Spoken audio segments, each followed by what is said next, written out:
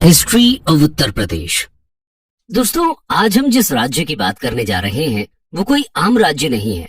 वैसे आम तो कोई राज्य नहीं, सभी राज्यों की अपनी अपनी विशेषता है, लेकिन ये राज्य भारत में होने वाली किसी भी बात या घटना पर सबसे ज्यादा सुर्खियों में रहता है। ये श्री राम, श्री कृष्ण और बुद्ध की जन्मभूमि है, तो कबीर और महावीर का कर्मस्थल। यहीं पर गंगा शिव में समाहित हुई है और यहीं की मिट्टी से लक्ष्मीबाई और मंगल पांडे जैसे सपूतों ने जन्म लिया है। इस राज्य की धरती ने भारत को सबसे ज्यादा प्रधानमंत्री दिए हैं। कहा जाता है कि दिल्ली की सत्ता की राह इसी राज्य से होकर गुजरती है।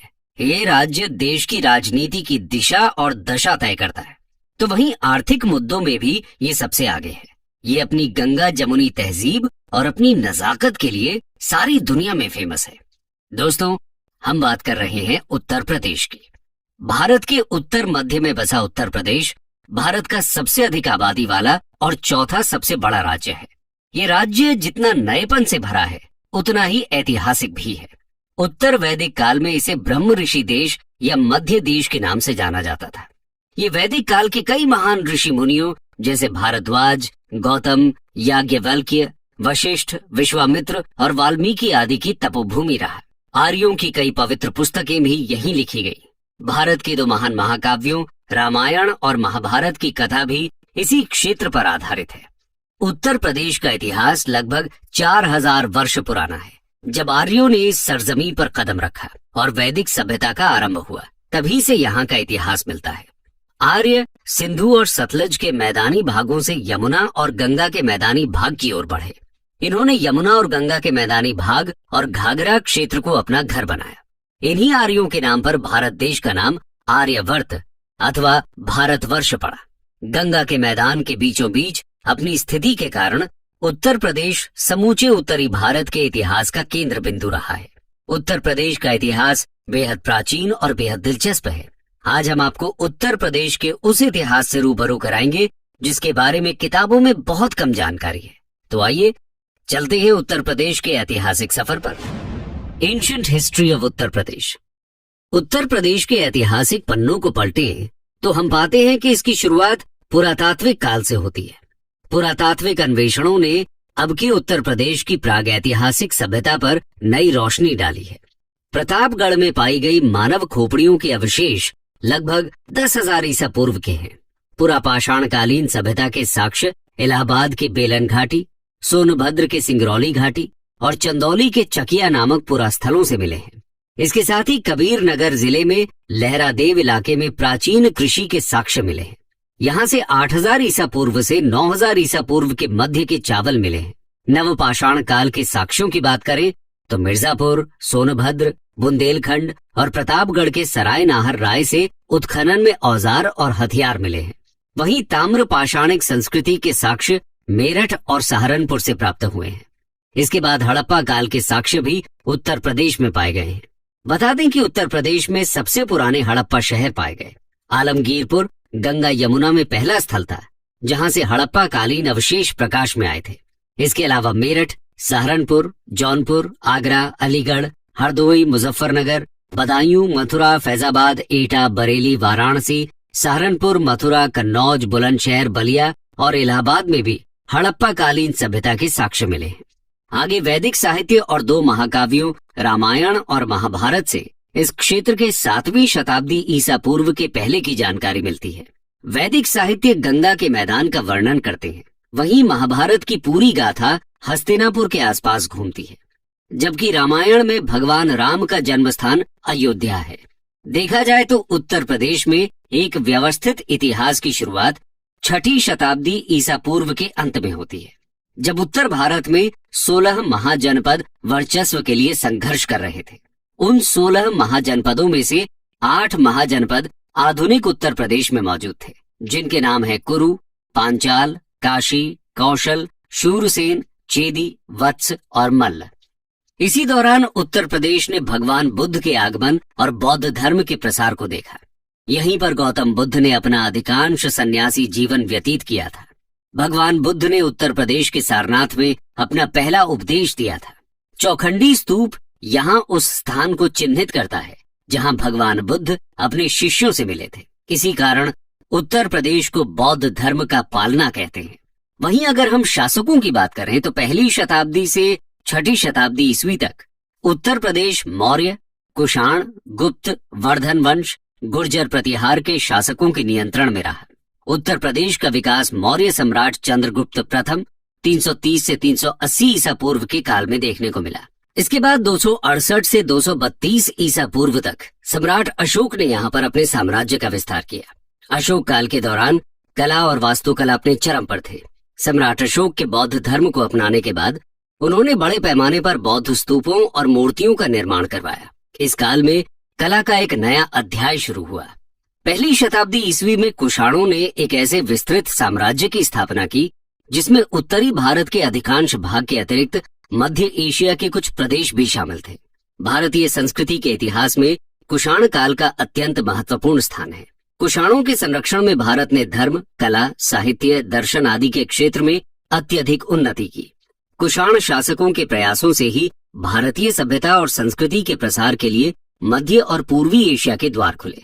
कुषाणों ने उन परिस्थितियों में लगातार 2 सदियों तक उत्तर प्रदेश सहित उत्तर भारत पर शासन किया। कुषाण काल में मथुरा कला का विस्तार हुआ। मथुरा कुषाण नरेशों की राजधानी रही है। साथ ही वो उत्तर भारत का एक बड़ा व्यापारिक केंद्र भी रहा है। कुषाण शासक कनिष्क, हुविष्क और वासुदेव का शासनकाल मथुरा कला का स्वर्णिम काल रहा है। इसके बाद गुप्त साम्राज्य का शासन रहा। गुप्त वंश के शासक समुद्रगुप्त ने लगभग 330 से लेकर 380 ईस्वी तक इस सरजमीन पर शासन किया। उनके बाद चंद्रगुप्त द्वितीय ने लगभग 380 से लेकर 415 ईस्वी तक यहाँ पर राज किया। गुप्त काल के दौरान ही हिंदू कला का भी काफी विकास हुआ। गुप्त साम्राज्य को तोड़ने वाले हुणों के आक्रमण के बाद गंगा यमुना दोआब ने कन्नौज का उदय देखा। एक अन्य प्रसिद्ध शासक हर्षवर्धन ने 606 से लेकर 647 ईस्वी तक उत्तर प्रदेश पर शासन किया। इन्होंने कन्नौज के पास स्थित अपनी राजधानी से समूचे उत्तर प्रदेश, बिहार, मध्य प्रदेश, पंजाब और राजस्थान के कुछ हिस्सों पर शासन किया।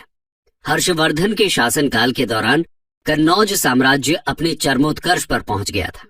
हर्षवर्धन की मृत्यु के तुरंत बाद उनका साम्राज्य कई राज्यों में बिखर गया, जिसके बाद इस क्षेत्र पर नियंत्रण करने के लिए त्रिकोणीय संघर्ष विकसित हुआ, जिसमें पश्चिम और उत्तर क्षेत्र से गुर्जर प्रतिहार साम्राज्य, पूर्व से बंगाल के पाल साम्राज्य और दक्षिण में दक्कन में आधारभूत राष्ट्रकूट साम्राज्य शामिल थे। गुर्जर प्रतिहार शासक वत्सराज ने कन्नौज के नियंत्रण के लिए पाल शासक धर्मपाल और राष्ट्रकूट राजा दंती दुर्ग को सफलतापूर्वक चुनौती दी और पराजित कर 2 राजछत्रों पर कब्जा कर लिया। कन्नौज गुर्जर प्रतिहार साम्राज्य का केंद्र बन गया। अपनी शक्ति के चरमोत्कर्ष के दौरान अधिकतर उत्तरी भारत पर इनका अधिकार रहा। मध्यकाल में उत्तर प्रदेश मुस्लिम शासकों के अधीन हो गया था, जिससे हिंदू और इस्लाम धर्म के पास आने से एक नई मिलीजुली संस्कृति का विकास हुआ। आइए जानते हैं उत्तर प्रदेश के मध्यकाल को। Medieval history of Uttar Pradesh. Bharat में 1000 से 1030 ईस्वी तक मुसलमानों का आगमन हो चुका था, लेकिन उत्तरी भारत में 12वीं शताब्दी के अंतिम दशक के बाद ही मुस्लिम शासक स्थापित हुए, जब मोहम्मद गौरी ने गढ़वाल राजवंश और दूसरे शासकों को हराया। बता दें कि गढ़वाल राजवंश ने 11वीं शताब्दी से लेकर 12वीं शताब्दी तक उत्तर प्रदेश पर शासन किया था। मोहम्मद गौरी ने 1194 ईस्वी में गढ़वाल वंश के राजा जयचंद पर आक्रमण किया था। भारत में मोहम्मद गौरी के साथ ही मुस्लिम शासक का आरंभ हुआ था। हालांकि उसका कोई पुत्र नहीं था, इसलिए उसने अपने दास कुतुबुद्दीन ऐबक को अपना उत्तराधिकारी बना दिया, जिसने भारत में दास वंश की स्थापना की और अधिकारों पर कब्जा किया। उसने 1210 ईस्वी तक शासन किया। मोहम्मद जलालुद्दीन खिलजी ने दास वंश के अंतिम सुल्तान को उखाड़ फेंका और दिल्ली के सुल्तानों का खिलजी वंश स्थापित किया, जिसने 1290 से 1320 ईस्वी तक शासन किया। खिलजी वंश के बाद गयासुद्दीन तुगलक ने तुगलक वंश की स्थापना की। खिलजी और तुगलक साम्राज्य में उत्तर प्रदेश भी शामिल था। तुगलक वंश के पतन के बाद शर्की वंश की स्थापना हुई। शर्कियों ने जौनपुर को अपनी राजधानी बनाया, जो 1 शताब्दी से कम समय तक रही। इस वंश को 1479 ईस्वी में सुल्तान बहलोल लोदी ने पराजित किया। 1414 से 1526 ईस्वी तक दिल्ली की बागडोर सैयद और लोदी राजाओं के हाथों में रही।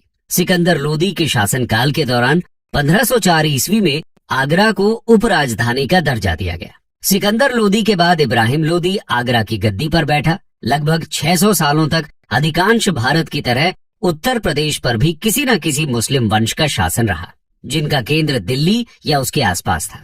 तैमूर और चंगेज खान के वंशज बाबर ने 1526 ईस्वी में दिल्ली के सुल्तान इब्राहिम लोदी को हराया और सर्वाधिक सफल मुस्लिम वंश मुगल वंश की नींव रखी। इस साम्राज्य ने 200 सालों से भी अधिक समय तक उपमहाद्वीप पर शासन किया, जो अफगानिस्तान से बांग्लादेश तक फैला हुआ था, जिसकी शक्ति उत्तर प्रदेश में केंद्रीकृत थी। चौसा के युद्ध में मुगल राजा हुमायूं को सूरी वंश के राजा शेर शाह सूरी ने हराया और उत्तर प्रदेश पर सूरी वंश का राज शुरू हो गया। शेर शाह सूरी और इस्लाम शाह सूरी ने अपनी राजधानी के रूप में ग्वालियर से शासन किया। इस्लाम शाह सूरी की मृत्यु ने हेमू के लिए दिल्ली पर शासन करने का रास्ता खोल दिया। पानीपत की दूसरी लड़ाई में मुगल वंश के सबसे प्रमुख राजा अकबर ने हेमू से सत्ता छीन ली और एक बार फिर दिल्ली पर मुगलों का शासन शुरू हुआ। इस साम्राज्य का महानतम काल अकबर से लेकर औरंगजेब और आलमगीर का काल था। इनमें सबसे प्रमुख शासक अकबर था, जिसका शासनकाल 1556 से 1605 ईस्वी तक था, जिन्होंने आगरा के पास नई शाही राजधानी फतेहपुर सीकरी का निर्माण किया। उनके पोते शाहजहां, जिनका शासनकाल 1628 से 1658 ईस्वी तक था, उन्होंने आगरा में अपनी बेगम की याद में ताजमहल बनवाया, जो अपने आर्किटेक्चरल डिजाइन के लिए विश्व भर में प्रसिद्ध है। शाहजहां ने आगरा और दिल्ली में भी आर्किटेक्चर की दृष्टि से कई इमारतें बनवाई थी। बात चाहे सल्तनत काल की हो या फिर मुगल काल की, हर समय में उत्तर प्रदेश प्रासंगिक रहा। अकबर ने तो उत्तर प्रदेश की माटी को अपना सब कुछ मान लिया था। अकबर ने फतेहपुर सीकरी और इलाहाबाद में जो किले बनवाए थे, उसी की नींव पर मुगल वंश सैकड़ों साल तक बना रहा। इसके अलावा सल्तनत काल में संभल हो या आगरा जौनपुर, सभी में उत्तर प्रदेश ने अपना वर्चस्व बनाए रखा। एकता व्यवस्था का प्रशासन रहा हो या फिर सल्तनत काल की आर्थिक शक्ति, सभी जगह उत्तर प्रदेश की चर्चा मिल जाती है। मुगल साम्राज्य ने उत्तर प्रदेश में हिंदू और मुस्लिम संस्कृति से मिली जुली एक नई संस्कृति का विकास किया। इस संस्कृति के जन्मदाता अकबर ही थे, जिन्होंने बिना किसी भेदभाव के अपने दरबार में आर्किटेक्चरल, लिटरेचर, पेंटिंग और म्यूजिक एक्सपर्ट्स को नियुक्त किया था। लेकिन धीरे धीरे हिंदुत्व और इस्लाम के टकराव ने कई नए विचारों को जन्म दिया था और उनका विकास किया था। 18वीं शताब्दी में मुगलों के पतन के साथ ही इस मिश्रित संस्कृति का केंद्र दिल्ली से लखनऊ चला गया, जो अवध के नवाब के अंतर्गत था और जहां सांप्रदायिक सद्भाव के माहौल में कला, साहित्य, संगीत और काव्य का विकास हुआ। जब उत्तर प्रदेश आधुनिक भारत के पड़ाव पर पहुंचा, तो उत्तर प्रदेश का अलग ही रूप देखने को मिला। यहीं से उत्तर प्रदेश ने अपने लिए अलग कहानी लिखनी शुरू कर दी। चलिए जानते हैं उत्तर प्रदेश का आधुनिक इतिहास। Modern history of Uttar Pradesh. 1707 में औरंगजेब की मृत्यु के पश्चात अगले 50 सालों तक दिल्ली की गद्दी पर कुल 8 मुगल शासकों ने शासन किया। 1757 तक वर्तमान उत्तर प्रदेश में 5 स्वतंत्र राज्य स्थापित हो चुके थे। इस दौरान अवध और रुहेल 2 ऐसे क्षेत्र बन गए जो शक्ति के संघर्ष को, और अवध और रुहेला ने मुगलों के खिलाफ विद्रोह कर दिया। इन दोनों के विद्रोह को देखते हुए बाकी राज्यों ने भी वर्चस्व के लिए दिल्ली में मुगलों के साथ संघर्ष शुरू कर दिया। इधर 17वीं शताब्दी के मध्य तक ईस्ट इंडिया कंपनी ने भारत के दक्षिणी भाग में एंट्री कर ली थी और अब वो उत्तर भारत की ओर बढ़ रहे थे। 18वीं शताब्दी में आते आते मुगल सत्ता का पतन हो गया। इधर ईस्ट इंडिया कंपनी उत्तर भारत में अपनी जड़ें जमाने लगी। उसने शुरुआत में विभिन्न साम्राज्यों से शक्तियां छीनकर उन्हें बंगाल प्रेसिडेंसी के तहत एकजुट कर दिया। इसमें नवाबों के प्रांत अवध, ग्वालियर के सिंधिया और नेपाल के गोरखा शामिल थे।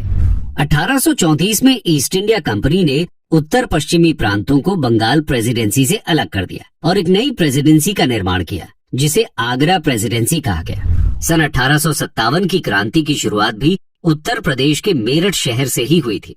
ये क्रांति लगभग 1 साल तक चली और धीरे धीरे पूरे उत्तर भारत में फैल गई। इस क्रांति को भारत का पहला स्वतंत्रता संग्राम नाम दिया गया। इस संग्राम में झांसी की रानी लक्ष्मीबाई, अवध की बेगम हजरत महल, बख्त खान, नाना साहेब, तात्या टोपे आदि अनेक देशभक्तों ने भाग लिया। 1858 ईस्वी में विद्रोह के दमन के बाद ईस्ट इंडिया कंपनी को भारत का शासन ब्रिटिश ताज को सौंपना पड़ा। 1880 ईस्वी के बाद भारतीय राष्ट्रवाद के उदय के साथ उत्तर प्रदेश का प्रांत स्वतंत्रता आंदोलन में भी सबसे आगे रहा। इस प्रदेश ने भारत को मोतीलाल नेहरू, मदन मोहन मालवीय, जवाहरलाल नेहरू और पुरुषोत्तम दास टंडन जैसे महत्वपूर्ण राष्ट्रवादी राजनैतिक नेता दिए। सन 1902 में नॉर्थ वेस्ट प्रोविंस का नाम बदलकर United province of Agra and Awadh कर दिया गया। आम बोलचाल में इसे यूपी कहा जाने लगा। सन 1920 में प्रदेश की राजधानी को इलाहाबाद के स्थान पर लखनऊ बना दिया गया और प्रदेश का उच्च न्यायालय इलाहाबाद में ही बना रहा और लखनऊ में उच्च न्यायालय की एक हाईकोर्ट बेंच स्थापित की गई। इसी दौरान भारत में ब्रिटिश साम्राज्य की नींव हिलाने के लिए महात्मा गांधी ने असहयोग आंदोलन शुरू किया, जो धीरे धीरे पूरे संयुक्त प्रांत में फैल गया। लेकिन चौरी चौरा गांव में हुई हिंसा के कारण महात्मा गांधी को असहयोग आंदोलन रोकना पड़ा। इसके साथ ही संयुक्त प्रांत मुस्लिम लीग की राजनीति का भी केंद्र रहा। ब्रिटिश काल के दौरान इन्हीं प्रांतों में सबसे अधिक रेलवे, नहर और संचार के साधनों का व्यापक विकास हुआ। अंग्रेजों ने यहाँ आधुनिक शिक्षा और वेस्टर्न कल्चर को भी बढ़ावा दिया। इसी के तहत यहाँ पर 1921 में लखनऊ विश्वविद्यालय की स्थापना हुई। बाद में 1935 में इसका संक्षिप्त नाम यूनाइटेड प्रोविंसेस प्रचलित हो गया।